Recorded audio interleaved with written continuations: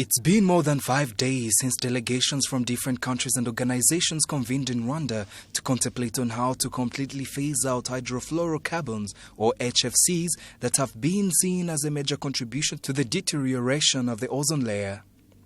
There are so far no countries that have countered the project. What was remaining was the business side of negotiations. Who would make the new equipment free of HFCs? How sooner could they do it? And more relevant questions. This in an interview with Eric Solem, the United Nations Environment Programme Executive Director. Now you're here in Kigali for the 28th meeting of the parties to the Montreal Protocol. How important is this meeting in pushing countries that have been ratified to adhere to the Montreal Protocol?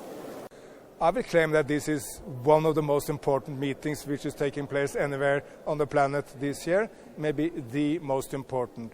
Because we have the opportunity to avoid a half a degree temperature rise, which seems little, but which is enormous. And for instance, if we allow this to happen, it would have very negative impact on farmers in the countryside of Rwanda, who depend on stable temperature and stable rainfall to get their harvest, agricultural harvest. And if we allow this temperature rise to happen, it will be very negative. But the positive opportunity is, of course, we can right here in Kigali decide that we won't allow this to happen, and we'll phase in the new products which will avoid this. So again, we've seen that we started with CFCs and we put them aside. Now we're dealing with HFCs. Now again, we also want HFCs to go aside so that we have a new substitute of the chemicals that can be used in different refrigerators, aerosols, and many other equipment. We want to know what is one of the potential substitutes that we could use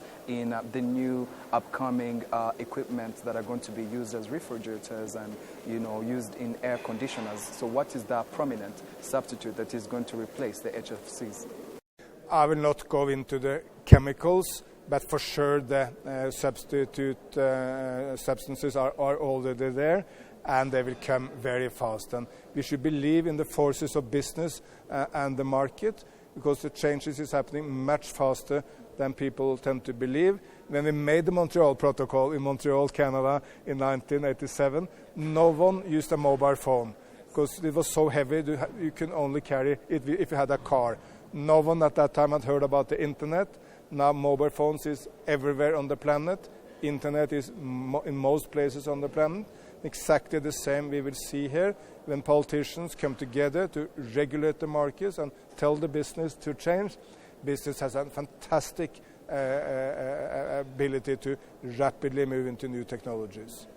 What is the drive behind that motivation that we need to have a spirit of Montreal through this Montreal agreement? I think the spirit of Montreal was, number one, we are in it together. All huge problems on the planet we can resolve if we stand together. If we allow some politicians to divide us, we will fail, because then we start competing rather than working together. And that's what we have seen now on climate change, when China and the United States, the two biggest powers in the world, when they took a joint leadership. India, Europe, Africa, everyone has been joining into that leadership.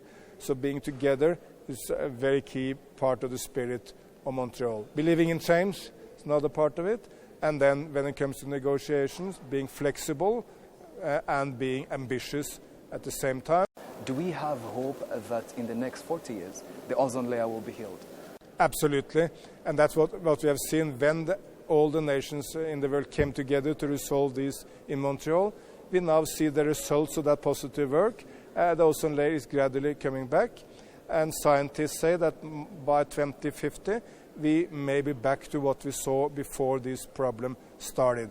And that has avoided 2 million skin cancer cases on the planet every year. And many of those would have died. So that is a good number of very happy mothers and fathers and husbands and wives.